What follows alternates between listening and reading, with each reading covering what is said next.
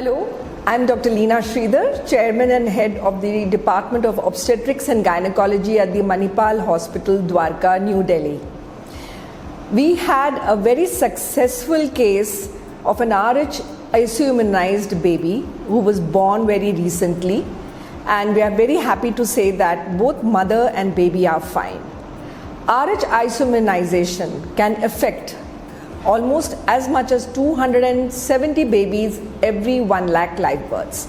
Globally, the incidence has been slowly rising, and in India, it has been rising because of isoimmunization, because of people doing medical abortion and not realizing that they are RH negative. What do I mean by that? Well, there is an RH factor. RH factor means that you can be either RH positive or you can be RH negative, no matter what your actual blood group is. Now, if you are a woman who is planning a pregnancy and you are RH negative and the husband is RH positive, there are high chances that the baby can have the positive RH factor. RH stands for the rhesus monkey, where this factor was first discovered in 1940. So what happens in this? The first time the mother has the pregnancy, maybe nothing will happen.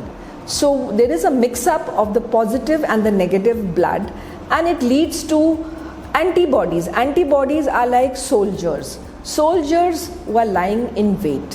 When she becomes pregnant the next time, then these, and if the baby is again an RH positive baby, then these antibodies, ये जो soldiers हैं, वो attack करते हैं baby को, baby के red blood cells, baby becomes anemic, and eventually the baby dies.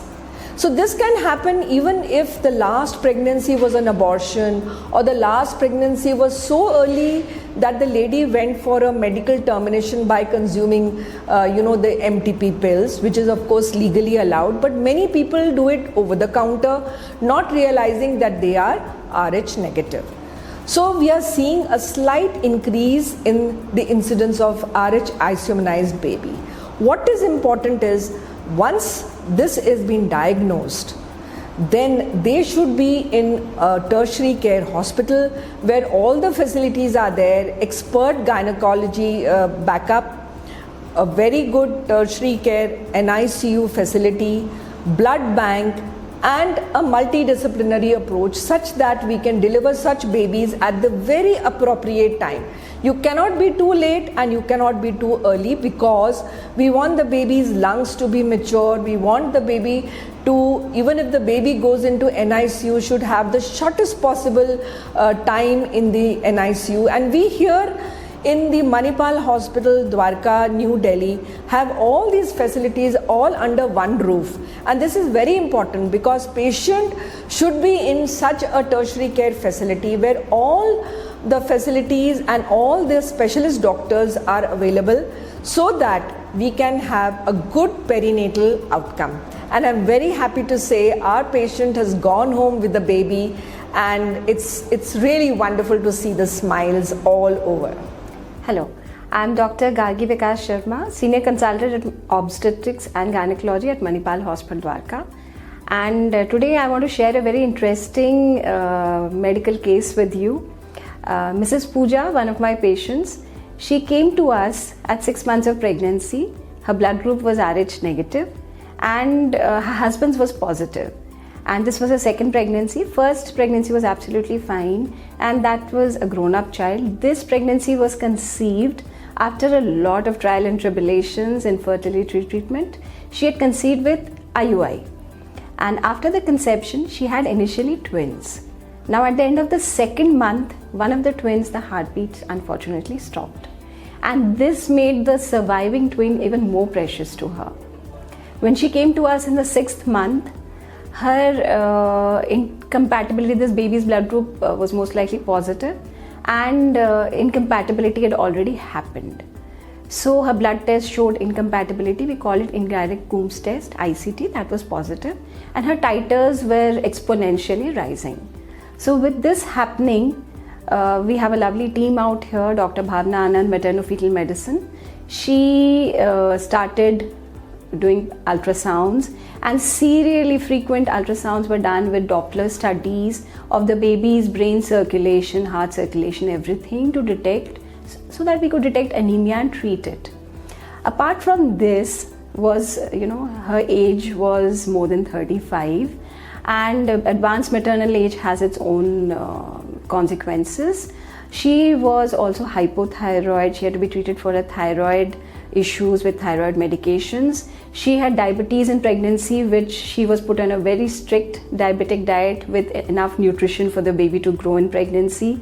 She was, apart from that, started on oral anti-diabetic agents also to control her blood sugar, and which she did very well. Thereafter, we had also got to serially follow her up to look for any baby's anemia, fetal anemia we call it. So around 30, in the end of the 7th month, or around 32 weeks, we found that she had developed fetal anemia. So then a decision was taken that hum usko confirm kare. So baby was inside the mother's womb, and a needle was put under ultrasound guidance with help from our interventional radiologist, Dr. Sahil and his team, and Dr. Bhavna with me monitoring the baby's heart and everything. We put a needle, and inside the mother's womb, blood transfusion was given to the baby. Blood bank also helped us by specially preparing this blood. It had to be O negative, irradiated, depleted of RBCs, and all that special preparation was done. So this transfusion was given. Now this prevented the baby from going into failure. When babies develop severe anemia inside the mother's uterus, that can lead to baby's heart failure, and baby can even die inside the mother's uterus. So after this, then baby was again being serially followed. Then at the beginning of the 8th month, baby again developed serial anemia because mother was producing antibodies which were killing the baby's red blood cells. And this sort of destruction will leading to recurrent severe anemia. Again, intrauterine transfusion was done, and after some, we call it steroid induction for enhancement of fetal lung maturity, the baby was delivered at 34 weeks, roughly 7.5 months. Baby was delivered 2.84 kg, nice healthy baby boy who cried at birth, was taken to the NICU because of prematurity. Then baby required further management by the neonatologist in the form of some more blood transfusion. Also, intravenous immunoglobulins could now be given to the baby to counter the effects of the maternal antibodies. And after that, the baby has been doing well and is now on its way home back to where the baby belongs, the mother's arms. This was a very interesting case, and because of the wonderful, absolutely fantastic teamwork and contributions from all specialists, we could deliver a baby happy and healthy. Mother, both are now. Hello everyone, I'm Dr. Bhavna Anand, heading the Fetal Medicine unit at Manipal Hospital, Dwarka, New Delhi.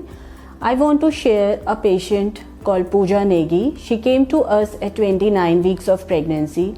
She was worried. Besides her other pregnancy complication, as she was previous cesarean, she was diabetic, she was hypothyroid, she was anemic.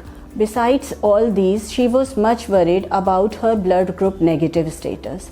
She was B negative, her husband was positive blood group, and because of this negative positive mismatch, antibodies were increasing in her blood, which may harm the ongoing pregnancy. So her gynae was worried. She referred us to the patient to us, and then we counseled her that, see, this is a preventable condition. It can be diagnosed, treated and prevented at each step. So we did her follow-up with MCA PSV Dopplers. It is a very good tool in ultrasound by which we can detect the level of fetal anemia, because the risk of fetal anemia, ongoing fetal jaundice was there. So her MCA PSV was normal when she came to us, but it increases gradually, and when it reaches a critical titer of 1.5 MOM, we told her that, see, there is risk of fetal anemia. Baby may be severely anemic and jaundiced at birth. So it may require a diagnostic cordocentesis to detect the amount of fetal hemoglobin, and if needed, her fetus may be transfused blood intrauterine. So she was ready for the procedures. We went ahead. We involved a team of interventional radiologists, blood bank for the blood preparation, because a specialized blood is needed for this, which is irradiated, O negative, freshly prepared with high hematocrit levels. Also a microbiologist, Dr. Neelam, was involved so that we may get the blood reports very on time.